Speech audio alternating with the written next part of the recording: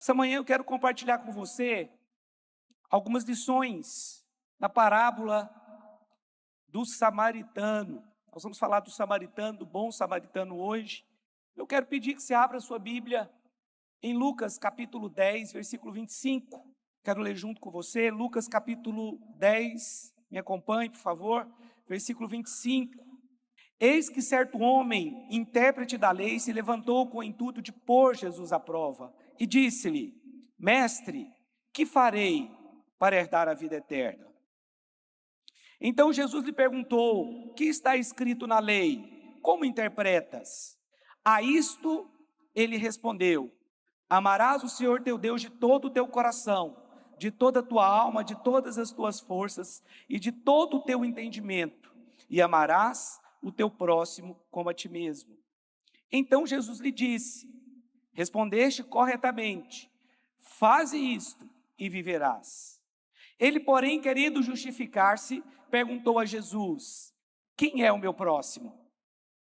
Jesus prosseguiu dizendo: Certo homem descia de Jerusalém para Jericó e veio a cair em mãos de salteadores, os quais, depois de tudo lhe roubarem e lhe causarem muitos ferimentos, retiraram-se, deixando-o semi-morto.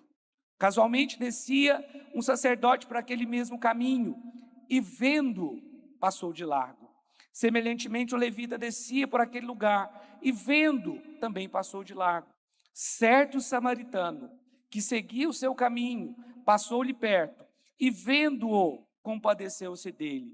E, chegando-se, pensou-lhe os ferimentos e, aplicando-lhes óleo e vinho e colocando sobre o seu próprio animal, levou-o para uma hospedaria e tratou dele. No dia seguinte, tirou 2 denários e os entregou ao hospedeiro, dizendo: Cuida deste homem, se alguma coisa gastares a mais, eu te indenizarei quando voltar. Qual destes 3 te parece ter sido o próximo do homem que caiu nas mãos dos salteadores? Para aqui, vamos ler até aqui. Essa semana, coincidentemente, eu conversei com 2 pessoas, uma aqui da igreja, outra fora. O rapaz veio fazer um trabalho aqui para a igreja, no Chaveiro. E interessante que os 2 me falaram a mesma coisa, uma frase muito parecida com a do outro. Os 2 falaram que eles são bons demais, que eles ajudam as pessoas, mas isso está fazendo mal para eles. Então, na concepção deles, ajudar a pessoa vai pisar em você e vai fazer de você gato e sapato. Foi mais ou menos isso que eles falaram, todos 2. Mas quando nós olhamos para a palavra de Deus, qual deve ser o nosso comportamento? Quando nós olhamos para essa parábola, qual foi o comportamento de cada uma das pessoas que estavam ali? Do sacerdote, do levita, do samaritano. Eu acho que nós temos que tirar lições desse texto aqui que são extremamente importantes. A Bíblia diz que nós devemos fazer o bem, porque ao seu tempo ceifaremos, se não desfalecermos. A palavra diz: não nos cansemos de fazer o bem. Talvez esses 2 estão cansados de fazer o bem e receber o mal em troca. Mas a Bíblia diz: a seu tempo ceifaremos. Tem o tempo da colheita. É porque talvez na vida dessas 2 pessoas, desses 2 irmãos, o tempo da colheita ainda não chegou, mas vai chegar. Amém? Vai chegar. Quando eu estava conversando com o Chaveiro, e ele me contou, ele já tinha feito um serviço para nós aqui na casa da família afegã, e aí ele me perguntou sobre a família, eu contei a história, tudo que tinha acontecido. Aí ele falou: nossa, você ajudou tanto, eles foram embora desse jeito. Eu perdi 3 mil reais, que eu fui ajudar uma pessoa, estou sempre ajudando as pessoas, mas eu perdi dinheiro, e ajudar as pessoas não está sendo bom para mim. Eu falei: cara, você está errado. E aí eu citei esse texto para ele, citei o texto samaritano para ele, outros textos da Bíblia também, que eu vou citar para você, lá em Colossenses 3, 23, 24. E aí eu falei: você está errado, você precisa continuar ajudando as pessoas sim. O seu entendimento está errado. E tem mais, você tomou um prejuízo de 3 mil, Deus vai te abençoar, meu irmão. Deus vai abrir portas para você. Deus não fica devendo nada para ninguém, mas não pare de ajudar. porque a Bíblia diz que a seu tempo você vai ceifar. O problema é que as pessoas desfalecem antes de colher. Por quê? Porque elas chegam a essa conclusão: eu sou uma pessoa boa, mas estão pisando em mim. Eu sou uma pessoa boa, mas eu estou tendo prejuízo próprio. Mas é isso que a Bíblia ensina mesmo. A Bíblia nos ensina a ser bons, a ser abençoadores. O que as pessoas vão fazer com a bênção que você está derramando na vida delas é problema delas. E a bênção e o que você está fazendo é problema seu. Se você está sendo uma bênção na vida de pessoas, certamente você vai colher, se não desfalecer. Então não pense em algum momento que o legal é ser mal, que o bom é não ajudar, que o certo é isso. Não mude a palavra de Deus. A palavra de Deus é a verdade. Amém? E no texto aqui, tem tantas lições importantes nesse texto, mas eu preciso chamar a sua atenção para aquilo que o sacerdote e o levita fizeram, porque eles eram os mais reconhecidos, os religiosos daquela época, mas eles se mostraram completamente insensíveis à necessidade do próximo. Irmãos, semana passada eu falei sobre ser igreja, e ser igreja tem a ver com o que está escrito aqui nessa parábola. Ser igreja, como eu disse na semana passada, não é uma questão religiosa, não é uma questão de você frequentar o culto no domingo e as células durante a semana, vai muito além disso.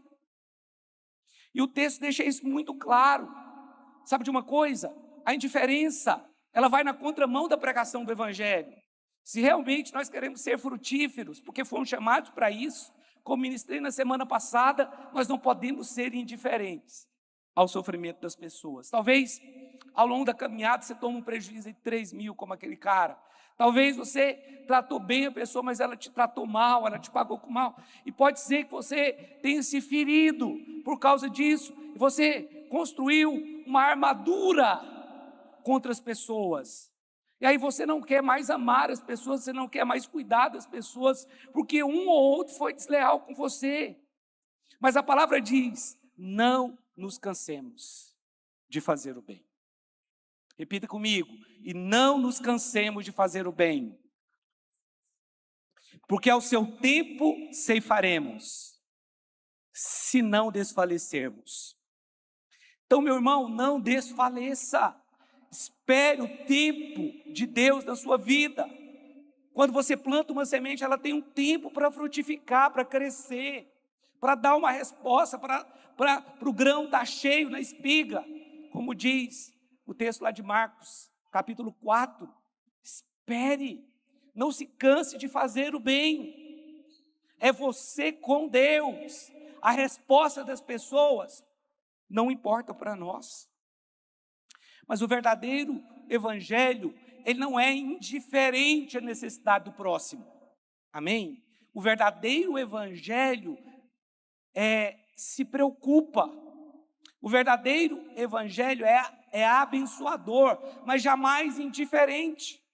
Mas hoje, você sabe disso, as pessoas elas estão muito indiferentes, muito. É uma geração indiferente. Não sei se isso tem a ver com as redes sociais, com muita informação que elas recebem, mas há uma indiferença muito grande na geração de hoje. Antes não era assim, pelo menos é a visão que eu tenho. Mas é interessante que no texto mostra, no versículo 33, que foi o bom samaritano que ajudou aquele homem que estava ali meio morto. Coloque agora na NVI, por favor. Nova Versão Internacional, verso 33, diz assim: mas um samaritano, estando de viagem, chegou onde se encontrava o homem. Não foi o sacerdote, não foi o levita. A palavra diz que o sacerdote descia de Jerusalém para Jericó. E aí a palavra diz que quando ele viu aquele homem que estava ali desmaiado, ele passou do outro lado, passou de largo. E a palavra diz que o levita fez a mesma coisa. Veja, eram aqueles homens que talvez horas antes estavam lá ministrando ao Senhor. Eram essas pessoas que estavam lá no templo, que provavelmente eles estavam fazendo isso, tendo um ministério, entre aspas, fazendo um serviço lá no templo, mas eram completamente indiferentes. Olha, nós temos que tomar cuidado com a religião, porque você talvez olha para o sacerdote, para o levita e fala, não sou daquele jeito ali. Mas se existe uma insensibilidade no seu coração em relação à necessidade das pessoas, então você talvez se tornou meramente religioso. Um cristão meramente religioso. Você faz o que tem que fazer, você vem no culto, você vai na ceia, você levanta a mão na hora da adoração, mas você perdeu aquele sentimento de ajudar. Porque, irmãos, nós precisamos nos parecer com Cristo. Amém? Sabe, uma manifestação do fruto do Espírito é bondade. Eu falei para esse cara, deixa eu te falar uma coisa. A palavra diz que um dos frutos do Espírito, uma manifestação do fruto do Espírito, é a bondade. Mas por que você não quer ser bom mais? Porque alguém te feriu? Irmãos, isso faz parte da nossa caminhada cristã aqui. Pessoas vão nos ferir, pessoas serão ingratas.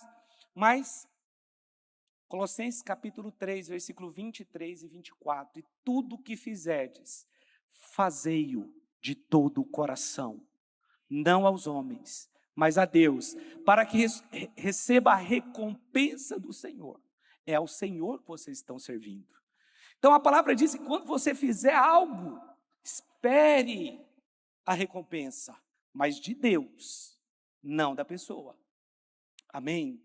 Porque é por amor a Deus que nós ajudamos as pessoas. Posso ouvir um amém aqui? Agora, é interessante que o sacerdote, o levita, deveria ter ajudado aquele homem. Quais os motivos que levaram esses dois a não ajudar? A primeira, é claro, evidentemente, a indiferença. Foram muito indiferentes, não se preocupavam com o seu próximo. Mas a palavra diz que os samaritanos, eles eram um povo misturado, né? Eles eram uma mistura de judeus e gregos, e eram muito, altamente rejeitados pelos judeus. Mas foi o samaritano que foi lá para ajudar. Talvez a ajuda vai vir de onde você não espera. Talvez você vai ser a ajuda de alguém também que não espera. Nós precisamos ser o canal de Deus nessa terra. Posso ouvir um amém aqui? Você pode ser um canal de Deus. Bondade é uma manifestação do fruto do Espírito. Quando você olha para o fruto do Espírito, ali as 9 manifestações do fruto do Espírito, está falando na verdade qual é o caráter de Deus. Amém? E o fruto do Espírito é ali, quando você manifesta o fruto do Espírito, amor, alegria, a paz, a bondade, como está escrito lá, você está manifestando aquilo que Deus é a essência de Deus, porque Deus é amor, Deus é alegria, Deus é paz, Deus é bondade, é fidelidade, é mansidão, é domínio próprio. Ele é assim, então nós também temos que ser. Mas agora eu vou parar de ser bondoso porque alguém me feriu ou alguém me deu um prejuízo. Deus vai restituir para você, fique tranquilo. Meu irmão, Deus não vai ficar devendo nada para ninguém, Ele nunca fica. Não que Ele nos deva alguma coisa, mas se algum prejuízo você tomou, certamente o Senhor vai te socorrer, Ele vai mudar essa realidade da sua vida. E eu falei para ele, Xavier, olha, Deus vai te abençoar, você não vai perder esse dinheiro aí, só que você precisa entender que foi Deus que te abençoou, que a hora que Ele te abençoar, você vai achar que ainda está no prejuízo com o cara lá. Ele vai te abençoar de uma outra forma. Ele falou assim, pastor, muito obrigado por essa palavra. Ele é crente, esse Xavier. Muito obrigado por essa palavra, precisava ouvir isso. Talvez alguns hoje aqui também precisam. Agora, a primeira fase para a cura do perdido é ver. Aqui no versículo 33 ainda, parte B diz, e quando o viu, teve piedade dele. Você vê que aqui o samaritano, ele não teve a mesma postura do sacerdote ou do levita, mas a postura que ele teve foi de ver. Irmãos, isso aqui é uma coisa muito importante hoje, porque talvez você está pensando, não, mas eu ajudo a minha família, mas eu não estou falando disso. Eu estou falando de pessoas que talvez você não tenha muito contato. Eu estou falando de uma característica que nós temos que ter, que é a bondade. Amém? Nós precisamos ter isso. Se você tem isso, você vai começar a observar as pessoas. Veja as pessoas. Se atente. Deixa o Espírito Santo te usar. Sabe, meu irmão? Às vezes você pode estar dentro de um banheiro público, num shopping, em algum lugar. Tem alguém lá limpando. Você pode pensar, não é problema meu o que esse cara está fazendo. Não é problema meu as contas que ele tem que pagar. Mas ele ganha pouco. Pessoas que trabalham assim ganham muito pouco. Você pode ser um canal para abençoar, para dar uma oferta para aquela pessoa que está ali. Ela está ali servindo, ela precisa daquele salário, mas às vezes o salário não chega até o final do mês. Por que você não pode abençoar aquela pessoa? Por que você não pode fazer isso quando um garçom te serve no restaurante? Nós só temos que estar atentos, nós só precisamos ver aqueles que são praticamente invisíveis. Né? Às vezes você está no shopping ali, comendo na praça de alimentação, né? Aquele momento ali feliz com amigos ou com a família, mas se você olhar ao redor, você vai ver que tem pessoas trabalhando para limpar o chão onde você pisa. Ah, mas ela já recebe um salário para isso, que muitas vezes não é suficiente, meu irmão. Você pode ser um canal para abençoar essas pessoas. Isso é bondade. Você pensa que Deus vai ficar devendo alguma coisa para você? Não vai. Mas a palavra diz que a primeira coisa que aconteceu é que o samaritano viu. Nós precisamos enxergar aqueles que são invisíveis. Aqueles que estão ali ao nosso redor, nos servindo indiretamente, mas nós não nos importamos, que pensamos, isso não é problema meu. A vida dele é dele, a minha é minha. Deus deu a vida para cada um cuidar da sua. Não, não. Deus nos deu a vida para nós cuidarmos do próximo. Você precisa se atentar para isso, porque o texto diz aqui, quando o viu, teve piedade dele. O samaritano viu o homem que estava ali meio morto, mas as pessoas não conseguem hoje ver, porque nós estamos vivendo num tempo, num mundo extremamente egoísta, que nós pensamos em nós mesmos, nosso bem-estar, mas não, nós precisamos nos preocupar com todos. Esse talvez seja o motivo pelo qual há pessoas hoje com tantos problemas psicológicos, que elas pensam tanto nela, o tempo inteiro pensando só nela, nunca pensam no próximo. Nós precisamos pensar, não só pensar, nós precisamos ver, nós precisamos enxergar, mas há pessoas que são totalmente invisíveis para nós, como os que eu citei aqui. Nós precisamos ver as pessoas, nós precisamos notar as pessoas, porque é você que talvez vai ter a resposta para ela. Uma oferta que você dá pode abençoar a vida daquela pessoa. Ela pode ter saído de casa sem ter comida lá. Irmão, seja uma bênção. Essa é uma lição tão importante. Quem aqui quer ver aquele que está invisível? Aquele que ninguém dá moral. Abençoe essa pessoa. Ela não vai poder te recompensar, mas Deus vai. Deus vai. Talvez você não sabe nem o nome dela. Talvez você vai escrever um versículo e vai dar uma oferta junto. Nós precisamos ter esse coração, ter sensibilidade. O cristão tem que ter sensibilidade. Mas pastor, quem é o meu próximo? Nós temos que voltar agora para o versículo 30. Diz assim, em resposta disse Jesus, um homem descia de Jerusalém para Jericó, quando caiu nas mãos de assaltantes. O seu próximo é aquele que está seguindo na direção contrária à sua. Nós estamos indo em direção à salvação, amém? Mas alguns estão indo em direção à morte espiritual. São mortos espiritualmente. Então o meu próximo é aquele que precisa de ajuda, que anda no caminho contrário do meu, para quem eu tenho que anunciar o evangelho. Esse é o meu próximo. Mas o meu próximo, ele é aquele que está ferido e que está à beira do caminho, meio morto, e que não pode fazer nada por você, mas você pode fazer por ele. Há pessoas que elas estão tão feridas, talvez esse seja o seu próximo, talvez com casamento já destruído, talvez esse seja o seu próximo, caído, sem possibilidade de se levantar. Esse é o seu próximo. É quem precisa de ajuda. Esse é o seu próximo. Quem que está ao seu redor que precisa de ajuda? Pastor, mas eu não tenho dinheiro para ajudar. Não, todos nós temos alguma coisa para dar, mas mesmo que você não tenha naquele momento, no contexto que você estiver ali, Então, pelo menos chama aquela pessoa e ora com ela, ora para Deus abençoar a vida dela. Estão entendendo? As pessoas precisam disso, meu irmão. Elas precisam ser vistas, elas precisam ser amadas. Como é que você acha que Deus manifesta o amor dele por nós? Através de pessoas.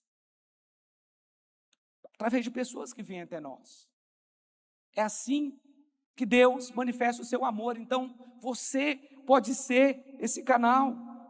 O seu próximo pode ser pessoas que não conhecem a Deus, que precisam de uma ajuda, não sei, alguém com problema espiritual, emocional. Olha o versículo 31. Aconteceu estar descendo pela mesma estrada um sacerdote. Quando viu o homem, passou pelo outro lado. Assim também, um levita, quando chegou ao lugar, o viu, passou pelo outro lado. Então, uma postura puramente religiosa, ela é extremamente egoísta também.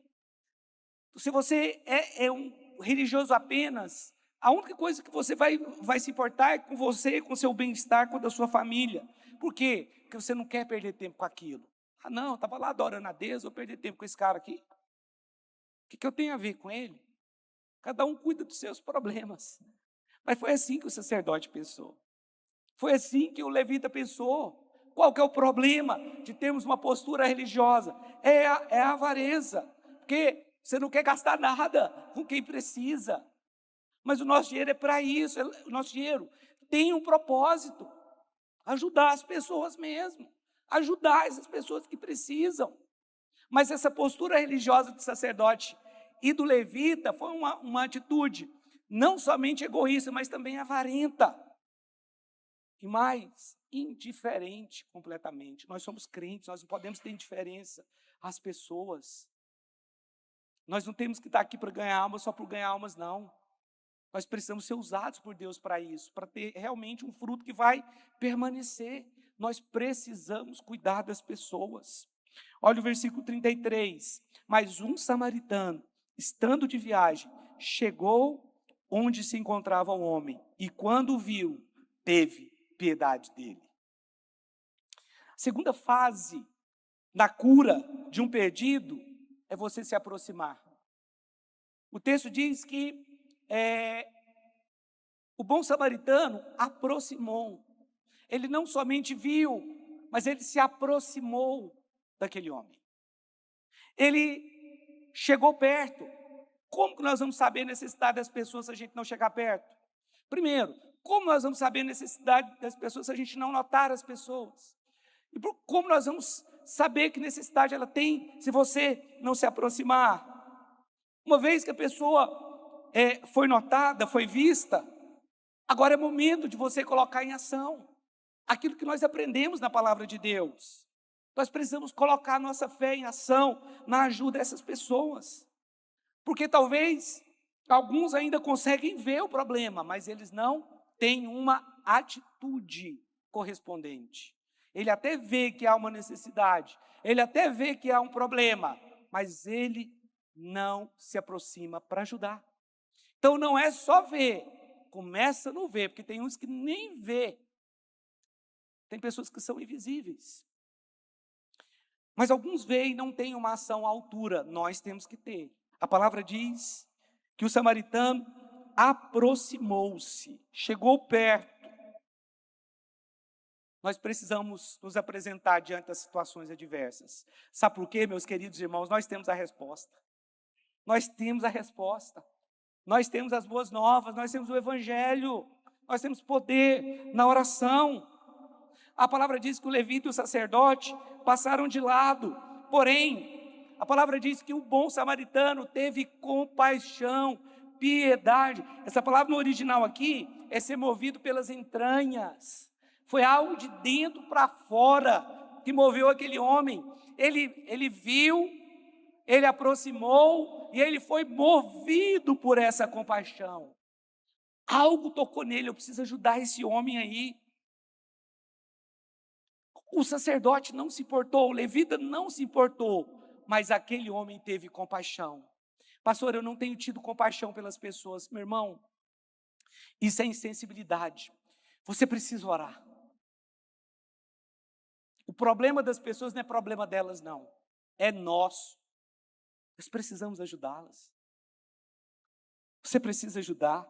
O texto diz, quando viu, teve piedade, teve compaixão. Ou seja, ele foi tocado pela situação que aquele homem estava.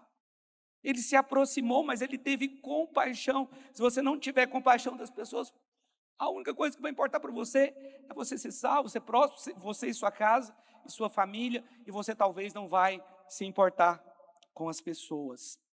No versículo 34, aproximou-se, enfaixou-lhe as feridas, derramando nelas vinho e óleo. A terceira fase na cura do perdido é o toque. Nós precisamos tocar nas pessoas. A palavra diz que ele derramou vinho e óleo nas feridas daquele homem. O toque, ele tem a conexão. Ele vai aproximar as pessoas. Quando eu falo isso, eu estou falando de você abraçar pessoas. Pega na mão, abraça. Isso cura. Aquele homem teve que derramar vinho e azeite ali e atar as feridas daquele homem, mas quem se importa?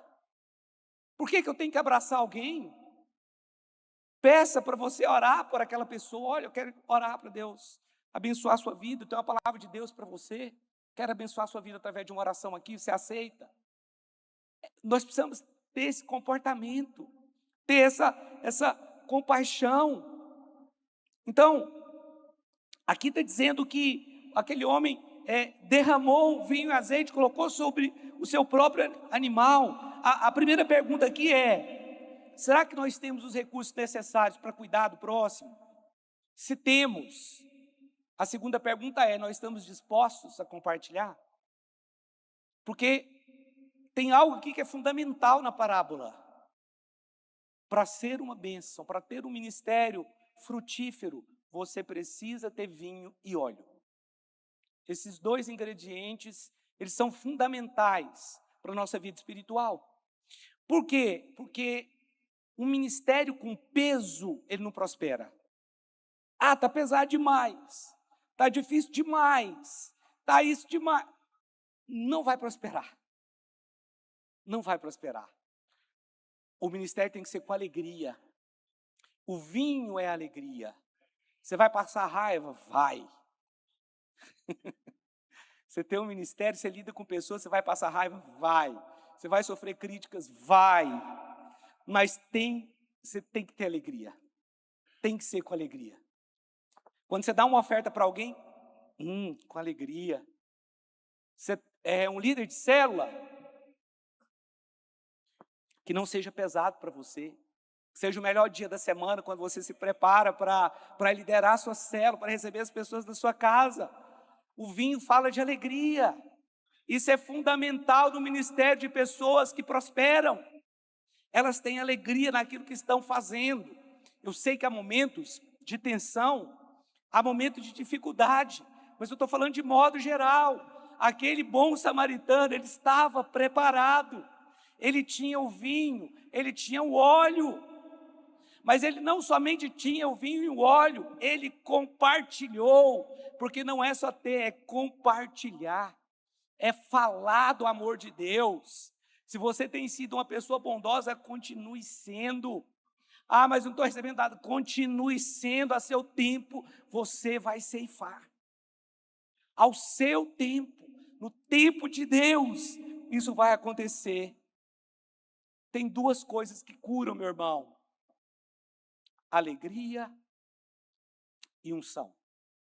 Óleo fala da unção. Se você quer realmente ser usado para curar as pessoas, você precisa ter esses dois elementos na sua vida. Você precisa ser uma pessoa alegre, porque o fruto do Espírito é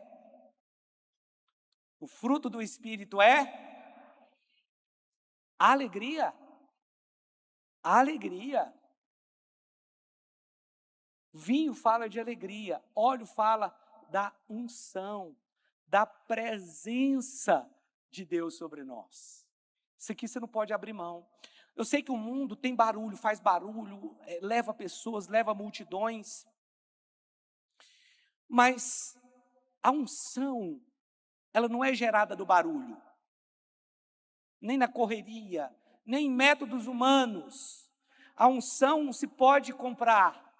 A unção ela tem que ser gerada, ok? E a unção de Deus sobre a nossa vida, ela é gerada no momento em que nós nos entregamos à ação do Espírito Santo, no momento em que nós adoramos ao Senhor, no momento em que nós nos relacionamos com o Pai, no momento em que nós louvamos, no momento em que nós estamos ali orando. Aquele momento ali você está sendo ungido. Irmãos, é muito importante que você seja alguém alegre, mas que você seja alguém também ungido, cheio da unção, porque a unção de Deus é que nos dá o respaldo para o nosso ministério, para que milagres possam acontecer, para que as pessoas olhem para você e vejam uma pessoa diferente. Eu vejo que essa pessoa é diferente aqui na sala de aula. Está todo mundo fazendo isso, mas eu vejo que ela é diferente, aquilo que sai da boca dela é diferente. As pessoas, elas fazem leitura de quem nós somos. As pessoas sabem quem são as pessoas espirituais que têm unção e quem não tem. Então nós precisamos dessa unção. Essa unção ela não é comprada, não é movimento, não é barulho. Essa unção é tempo com Deus, é relacionamento com Deus, é quebrantamento, é jejum. Os irmãos estão entendendo? Nós precisamos dessa unção. Essa unção nos dá o respaldo para o nosso ministério, para que o Espírito Santo use você, para que você seja alguém sensível à voz do Espírito.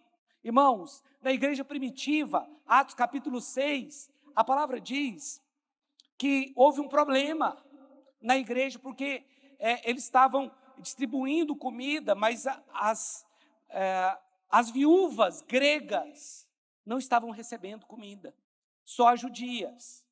E quem estava cuidando da distribuição do alimento eram os apóstolos. E eles falaram o seguinte: gente, a gente não consegue fazer a distribuição da cesta de forma correta e ainda nos dedicar à palavra. Nós vamos nos dedicar à palavra, mas vamos aqui separar 7 homens, vamos orar e vamos separar 7 homens que sejam cheios do Espírito para distribuir cesta básica. Não era para pregar, não. Não era para pregar. Talvez você ache que não precisa ter unção para distribuir os envelopes aqui quando precisa, que não tem que ter unção para estar lá atrás do som, ou na mídia, tem que ter unção para distribuir cesta básica. Precisa ser homens de caráter, foi o que foi falado lá, homens de caráter e cheios do Espírito e de sabedoria. Para distribuir cesta na igreja primitiva, você tinha que ser cheio do Espírito. Então nós precisamos ser cheios do Espírito para tudo. Mas por que tinha que ser cheio do Espírito lá? E meu irmão, para ter a sensibilidade de cuidar, porque não é só distribuir a cesta básica também não. Vamos sair por aí distribuindo cesta básica. Depois você vira até uma religião. É distribuir a cesta básica e levar a palavra, ser dirigido pelo Espírito e orar. Falar o seguinte: hoje você está aqui recebendo uma cesta básica, mas eu declaro, daqui um tempo, pouco tempo, você vai ser alguém que vai dar a cesta básica para outro. O Senhor vai te abençoar, vai te dar dignidade, portas vão se abrir para você. Por isso você tem que ser cheio do Espírito, porque não é só chegar lá, não, toma aqui a cesta básica aqui. Isso o governo também faz. E mal feito ainda. Está mantendo as pessoas naquilo como se aquilo fosse dignidade para elas. Não é. Mas aí você tem que estar cheio do Espírito para chegar lá e falar: olha, Deus vai te tirar dessa situação. Não fique com vergonha do que você está passando aqui hoje não, mas Deus vai usar você em algum momento para você abençoar. Olha, lá em São Luís de Montes Belos, tinha uma irmã, ela chamava, inclusive eu era o líder dela, chamava irmã Almira. E quando o pastor Heber queria dar um upgrade na igreja, chamava ela para dar um testemunho. E ela subia lá, e quando ela dava o testemunho dela, era assim, você viu o poder de Deus ali. Era uma senhora muito simples, ela era analfabeta. E aí ela era uma pessoa que vivia doente. E a igreja ajudando ela com cesta básica, e pagando energia e tal. Ela tinha uma casa que a prefeitura tinha dado para ela. Mas ela vivia doente, não conseguia ir no culto, e a igreja ia lá, ajudava. Mas teve um dia que ela decidiu. Ela falou: você quer saber, não vou dar moral para essa doença não. Eu vou levantar e vou trabalhar. Ela levantou e foi lavar roupa. E ela se tornou uma lavadeira de roupa para as pessoas. Irmãos, essa mulher prosperou, meu irmão. Essa mulher prosperou, ela comprou carro. Era um Corcel, aqueles Corcel 2, antigo. Mas também, 97, não era tão antigo assim, né? 1997, 98, já era antigo, né? Hoje deve valer muito dinheiro, né? O Corcel 2 dela. E essa mulher, ela levantou e ela foi lavar a roupa, ela prosperou. Irmãos, ela era anfitriã da célula, né? Lá na Vila Quininha, o lugar mais pobre que tinha. E aí, quando a gente chegava lá, tinha comida, tinha doce. Toda vez que eu ia lá, tinha muito doce para comer. Eu gostava de ir lá. Comia doce. Mas ela achou que dignidade era ela ter para dar. Ela começou a ajudar outras pessoas. Aquela mulher que estava doente, cujo filho nem convertido naquela época era. Hoje o filho dela é o pastor da igreja de São Luís de Montes Belos. Nós precisamos ter unção. Nós precisamos ter unção. Ah, não, mas é para distribuir cesta básica, é para distribuir envelope aqui, pastor. Pode ser qualquer um, de qualquer jeito. Não pode, não. Pode, não. A Bíblia diz que eles tinham que ser cheios do Espírito, de sabedoria também, de caráter. Amém? Então, olha, essas duas coisas, o vinho e o óleo, não podem faltar. São elementos essenciais para o ministério frutífero. Posso ouvir um amém aqui? Tem crente? Para o ministério frutífero, você tem que ser alguém alegre, para cima, que levanta as pessoas, porque a alegria do Senhor é a nossa força. A alegria do Senhor é a nossa força. Fala, alegria do Senhor é a minha força. Fala de novo, a alegria do Senhor é a minha força. A alegria do Senhor é a sua força. Isso vai te fortalecer. Mas a unção é que vai nos habilitar para o ministério eficaz. Amém? Você tem unção? Quando nós fazemos a obra de Deus, meu irmão, deixa eu te falar uma coisa. Nós precisamos ter muito mais do que conhecimento bíblico. Nós precisamos ter unção. Porque quando você é alguém guiado pelo Espírito, quando você você entende que você foi criado para ter um relacionamento com Deus, e você estabelece isso na sua vida e começa a se relacionar com Deus, certamente Deus vai te dar autoridade. O problema é que talvez há pessoas que têm um bom conhecimento bíblico, mas elas não têm presença de Deus, elas não têm unção, elas não têm autoridade. Se um demônio manifestar, elas vão correr. Por quê? Porque não tem autoridade sobre aquele demônio. Teve um dia, culto nosso, não sei se era na hora do louvor ou na hora da palavra, acho que é na hora do louvor. Teve uma pessoa que começou a fazer arruaça dentro do culto. O pessoal ia lá para expulsar o demônio não saía. Irmãos, eu cheguei. Eu só falei uma frase bem simples para ele. Ele quietou na hora. Pastor, é porque você tem muita autoridade? Não. Eu só tive o discernimento que não era o demônio que estava lá. Só cheguei e falei para ele assim, para de fazer essa arruaça, eu sei que é você que está aí. Ele se sentou, ficou quieto. Eu não expulsei o demônio. Eu só vi que não tinha demônio algum, porque tem gente que finge que tem. Você sabia disso? Chama de carmônio. Expulsadores de demônios sabem disso. Tem uns, inclusive, que andam com alfinete. Né, que dá uma alfinetada, o cara grita, ai! Aí você fala, meu Deus, isso aqui não é demônio. Isso aqui é carne. Mas agora eu estou falando de demônio real. Ele existe. E muitas vezes eu tive que lidar com pessoas possessas, endemoniadas, que olhavam para mim e falavam, eu quero te matar. Eu não gosto de você. Mas eu falava também não gosto de você. A presença de Deus, o óleo, a unção, vai te dar autoridade sobre o mundo das trevas, sobre o diabo. Então não basta só ter um conhecimento, não basta só conhecer, você precisa ser dirigido pelo Espírito. E isso não é uma coisa que você vai ter só tendo conhecimento teórico da palavra. Nós precisamos praticar aquilo que está escrito. Nós precisamos nos relacionar com Deus. Nós precisamos nos relacionar uns com os outros. A palavra diz, aqui no versículo 34, na parte A primeira parte do versículo: aproximou-se, enfaixou-lhe as feridas. Então, o enfaixar as feridas aqui é proteger a vulnerabilidade das pessoas. Aquele homem estava meio morto, ele estava totalmente vulnerável ali, porque a palavra diz que o vinho foi derramado sobre as feridas, o azeite, e ele também enfaixou, atou as feridas daquele homem. Primeiro, ele coloca o vinho, que é que tem uma substância que é cicatrizante, na ferida daquele homem. Ele usa os recursos que tinha para curar a ferida daquele homem. Você tem muitos recursos para curar a ferida de pessoas que estão talvez totalmente perdidas, sem rumo. Nós temos o vinho, nós temos o óleo, mas nós precisamos proteger também a vulnerabilidade das pessoas. Há pessoas que estão feridas, que estão machucadas. Essas pessoas precisam ser amadas, meu irmão. A atadura aqui é o amor de Deus. É um amor também que nós temos que ter pelas pessoas. Nós precisamos amá-las. A palavra diz que o amor cobre uma multidão de pecados e não descobre. Vocês entenderam isso? A palavra diz que ele atou, enfaixou as feridas, protegeu aquela ferida ali.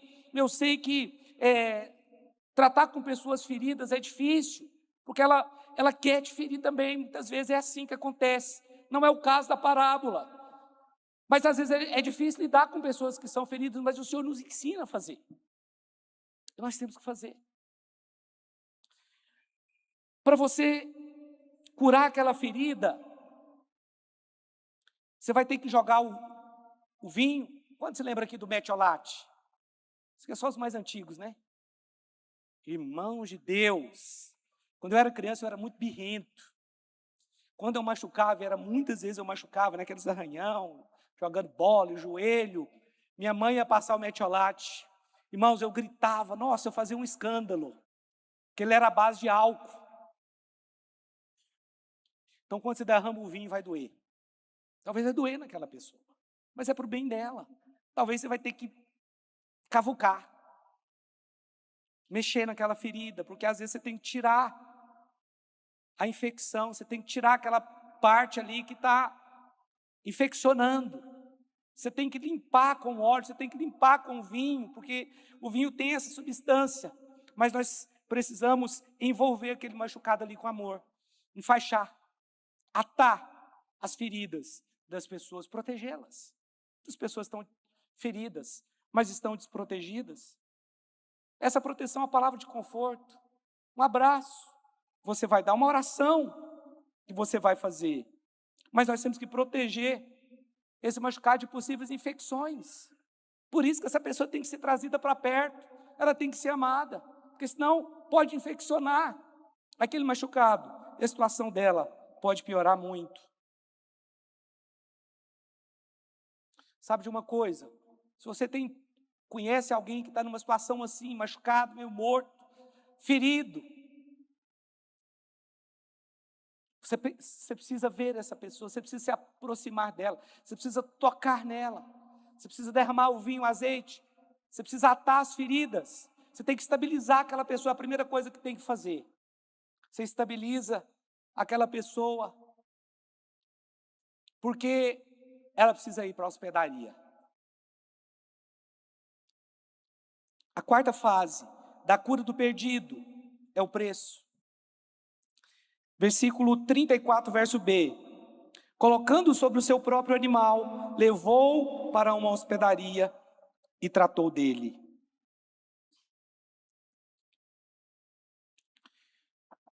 Eu creio que o ministério bem-sucedido, ele tem um preço. E eu sei também que há pessoas que podem estar confundindo o preço que se paga para a salvação de pessoas, o preço que se paga no ministério, com a graça.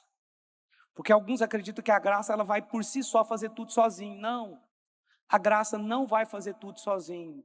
Deus já derramou graça sobre nós, sem dúvida nenhuma.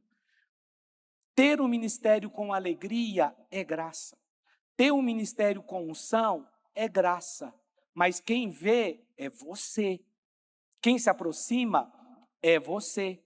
Quem toca é você. Quem se compadece é você. Deus confiou à igreja, Deus confiou a nós a responsabilidade de cuidar uns dos outros e de cuidar do nosso próximo. Posso ouvir um amém? Além disso, tem um preço, isso é um preço que tem que se pagar. É um preço de quê, pastor? É um preço de tempo. Talvez havia muitas coisas importantes para o bom samaritano fazer. Mas qual era a prioridade? Irmãos, muitas coisas que você faz são extremamente importantes. Cuidar de sua família, cuidar de sua casa, cuidar do seu ministério. Tem muitas coisas que são importantes, trabalhar para Jesus. Mas tem coisas que são mais importantes. Tem coisa que é a prioridade. Naquele caso ali, o bom samaritano, ele teve que renunciar tempo, esforço, teve que renunciar recursos, ele teve que deitar vinho e azeite, a Bíblia diz. Ele perdeu tempo tendo que levar aquela pessoa para a hospedaria. Você entende? Mas aquilo era prioridade. Meu irmão, a grande tragédia nossa é trabalhar para Deus sem agradar a Deus, sem saber, na verdade, o que Deus quer que nós façamos. Tem pessoas que elas estão trabalhando para Deus. Eu sempre gosto de contar uma história do pastor Luiz, de uma pessoa ele conta a história de uma pessoa que fazia bolo de chocolate para Jesus. Essa pessoa ficou a vida inteira fazendo bolo de chocolate para Jesus. Quando chegou lá no céu, descobriu que Jesus não gostava de bolo de chocolate.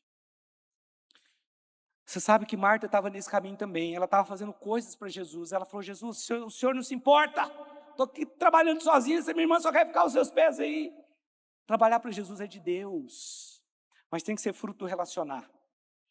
Se o trabalhar para Jesus não for fruto do relacionar, você não vai ter vinho, você não vai ter óleo, você não vai ter o combustível que vai te levar, você vai se ferir facilmente, você vai escandalizar facilmente, você vai começar a pensar que você não deve fazer o bem mais. Mas Marta estava trabalhando para Jesus também. Jesus falou assim: olha, tudo que você está conseguindo agora é uma ansiedade. Por que você está ansiosa aí, preocupada? Maria escolheu a boa parte. O que ela está fazendo aqui nunca mais vai poder ser tirado dela. Mas você está aí ansiosa e preocupada com muita coisa. Então, meu irmão, o fazer tem que ser fruto do relacionar. Por isso tem que ter vinho, tem que ter azeite, tem que ter amor, tem que ter relacionamento. Mas aqui está falando de um preço. Colocando sobre o seu próprio animal. Levou para uma hospedaria e tratou dele. Tem um preço. Tem um preço. E pessoas que não querem pagar esse preço, ministerialmente falando, não serão frutíferas. Porque não vai acontecer automaticamente. Nós precisamos ver, nós precisamos aproximar, nós precisamos tocar e nós precisamos pagar o preço. Tem um preço a ser pago aqui. Ele levou aquele homem para a hospedaria. E aí, o texto diz aqui no versículo 35, no dia seguinte, deu 2 denários ao hospedeiro e disse-lhe: cuida dele. Você vê que ele teve um custo aqui para ele, não só do óleo e do vinho, mas também de 2 denários, o que era o equivalente ao valor que um trabalhador recebia por dia. A palavra diz que ele coloca sobre a sua própria cavalgadura, sobre o seu próprio animal, e leva aquele homem para a hospedaria. Ele renuncia até isso. Ele vai andando enquanto, pelo menos é o que eu penso, que eu entendo da parábola, enquanto o homem estava sobre o seu animal, porque ele estava fraco. Leva para a hospedaria. Meu irmão, isso aqui é tremendo. Porque olha, a pessoa só vai ser realmente curada no momento que ela tiver uma igreja. Igreja pode ter problemas, defeitos, mas o bom samaritano tinha óleo, tinha azeite, atou as feridas, se aproximou, viu, mas ele levou para a hospedaria. Porque é lá que ele vai terminar de ser cuidado, é lá que ele vai ser discipulado, é lá que as feridas vão sarar completamente. É na hospedaria, é na igreja. Aqui é o lugar que se cura, aqui é o lugar que se fere. Que nós somos feridos e curados. Nós vamos aprendendo. mais curados do que feridos, amém? Mas tem as feridas também que são feitas aqui. Uma palavra mal colocada, uma frase mal colocada, um comportamento inadequado, as pessoas se ferem.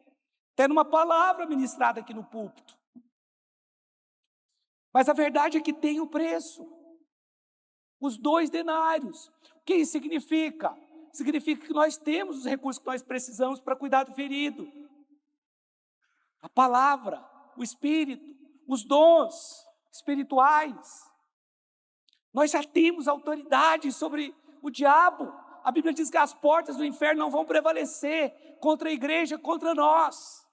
E são os 2 denários. Quando o bom samaritano, que era Cristo, chegou na hospedaria, ele falou para o hospedeiro: olha, está aqui os recursos, está aqui, se você gastar alguma coisa a mais, eu vou te pagar quando eu voltar. Eu vou te recompensar quando eu voltar, mas está aqui, eu te dou os recursos. A palavra fala do sacerdote e do levita, que eram os religiosos, que não puderam fazer nada, porque o religioso não tem sensibilidade. A Bíblia fala do bom samaritano, que é Jesus. A Bíblia fala do hospedeiro, que somos nós. E a Bíblia fala da hospedaria, que é a igreja. Então, ele entrega na hospedaria e fala: olha, eu estou te dando os recursos para você cuidar, mas se você gastar alguma coisa a mais, eu vou te recompensar quando eu voltar. Eu vou te dar um galardão. Irmãos, é um grande privilégio poder participar da obra de Deus, porque Deus simplesmente poderia ter nos salvado e ficado por isso mesmo, mas Ele ainda nos deu o privilégio de participar dessa obra. Ele, além de nos dar a salvação, que já é algo extraordinário, muito grande, Ele ainda quer nos dar um galardão, quer nos fazer participativo dessa glória dEle. Por isso nós precisamos dar uma resposta, orar com as pessoas, atar as feridas, deitar vinho, azeite. Nós somos a hospedaria, nós é que vamos receber as pessoas, e elas vão chegar assim, nessa condição. Elas vão chegar com feridas, talvez desmaiadas, mas é aqui o lugar que elas serão curadas. Os recursos que nós precisamos, nós temos. Nós temos a palavra de Deus, que é a espada. A palavra de Deus é poderosa. Nós temos a palavra, nós temos o Espírito Santo, que nos conduz a toda a verdade. Então não se intimide, não deixe o diabo colocar na sua cabeça que você não tem que ser bom. Não, isso é do diabo. Seja bom e colha os frutos no tempo certo. A última fase é exatamente a fase da recompensa, de você receber por aquilo que você fez a mais. Se você gastar alguma coisa a mais, verso 34, parte B. Se você gastar alguma coisa a mais, eu te pagarei quando voltar. Ele não disse assim, se ele gastar alguma coisa a mais, cobra dele. Aí é com ele agora, eu já dei 2 denários mesmo. Então aí, se ele gastar alguma coisa a mais aí, você cobra dele, tá? Ele não falou isso para o hospedeiro. Ele falou o seguinte: se você gastar alguma coisa a mais com ele, eu te pago. Não os afegãos. Eu te pago. Não o cara que te deu o prejuízo lá de 3 mil. Vocês estão entendendo? Eu te pago. Se você gastar alguma coisa a mais, cobra de mim. Não é dele, não. É de mim. Isso é Jesus. Ele deu os recursos que nós precisamos e ainda nos prometeu uma recompensa, o galardão. Diga comigo: tudo o que fizerdes, fazei-o de todo o coração, como ao Senhor e não aos homens, para que recebais do Senhor a recompensa. De quem vem a recompensa? Ah, não é da pessoa que você ajudou, não? É do Senhor.